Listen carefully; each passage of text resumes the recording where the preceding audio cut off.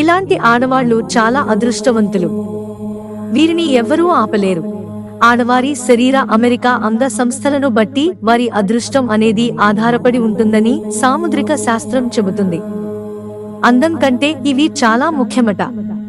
అందుకే పూర్వం రోజుల్లో పెళ్లి చూపులకు వెళ్ళినప్పుడు పెద్దవారు అమ్మాయి ఒడ్డు, పొడవు, నడక అన్నీ పక్కాగా చూసేవారు. కాని ప్రస్తుత రోజుల్లో అన్నీ ఆన్లైన్లోనే అయిపోతున్నాయి కాబట్టి అంతగా పట్టింపులు ఉండడం లేదు. సామూహిక శాస్త్రం జ్యోతిష్యంలో అంతర్భాగం. దీనిలో మనిషి తల నుండి పాదాల వరకు శరీరంలోని ప్రతి భాగం గురించి విపులంగా చెప్పబడింది.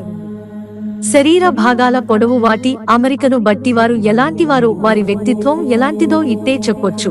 ముఖ్యంగా చేతులు, కాళ్ల నిర్మాణం బట్టి వారి జీవితం ఎలా ఉంటుంది, ఎలాంటి జీవిత భాగస్వామి లభిస్తుంది, వారి ఆయుర్దాయం ఎంత, ఇలా ఎన్నో విషయాలను ఖచ్చితంగా చెప్పొచ్చని సాముద్రిక శాస్త్రం చెబుతుంది. స్త్రీలకు నుదురు భాగం వెడల్పుగా ఉంటే వారు చాలా అదృష్టవంతులట.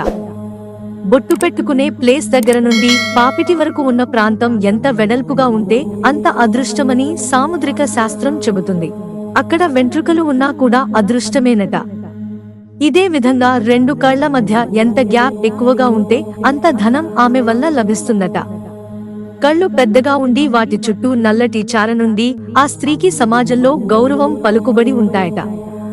అలానే చిటికెన వేలుకు ఉంగరం వేలుకు మధ్య గ్యాప్ ఎక్కువగా ఉన్నట్లయితే మీరు చాలా అదృష్టవంతులట.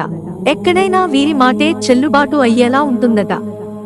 అలా అని చూపుడు వేలు కంటే ఉంగరం వేలు పొడవుగా ఉంటే ఇంకా వారికి తిరిగి ఉండదట.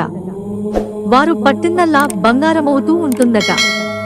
వారికి ప్రస్తుతం అంతగా కలిసి రాకపోయినా కూడా భవిష్యత్తు మాత్రం చాలా ఉన్నతంగా ఉంటుందంట.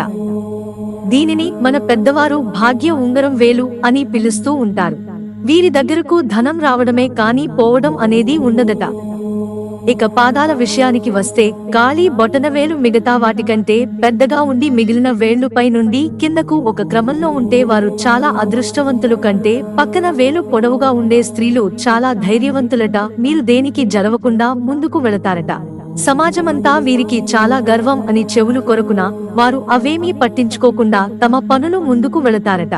బొటనవేలు కంటే పక్కవేలు పెద్దగా ఉన్న స్త్రీలు పుట్టింటిలో కంటే అత్తవారింట్లో ఎక్కువగా సుఖపడతారట. అక్కడ వీరి మాటే శాసనంగా ఉంటుందట. అలానే కొంతమందికి పాదం నేలకు పూర్తిగా ఆనితి, మరికొందరికి మాత్రం కాళ్లు మొత్తం ఆనకుండా పాద మధ్యలో గ్యాప్ ఉంటుంది. ఎవరికైతే పాదం పూర్తిగా నెలకు సమాంతరంగా ఆనుతుందో అలాంటి వారు చాలా అదృష్టవంతులట. అలా కాక ఎవరైతే అరికాలు పూర్తిగా నేలకు అనకుండా మధ్యలో వంకరగా ఉంటుందో వారు కొంచెం కష్టాలు ఎదుర్కోవాల్సి వస్తుందట. అలానే కొంతమంది ఆడవారికి నడుము కింద వరకు పొడవైన జుట్టు కలిగి ఉంటుందో ఇది చూడ్డానికి ఆకాశమయంగా ఉన్నా అంత మంచిది కాదని శాస్త్రం చెబుతోంది. ఒత్తుగా పొడవాటి చుట్టుగల స్త్రీలు నకారాత్మక శక్తిని ఆకర్షిస్తారట. వీరు జీవితంలో ఎక్కువగా కష్టాలు అనుభవిస్తారట. మిత్రులారా, ఛానల్ సబ్స్క్రైబ్ చేసుకోవడం మర్చిపోకండి. ధన్యవాదాలు.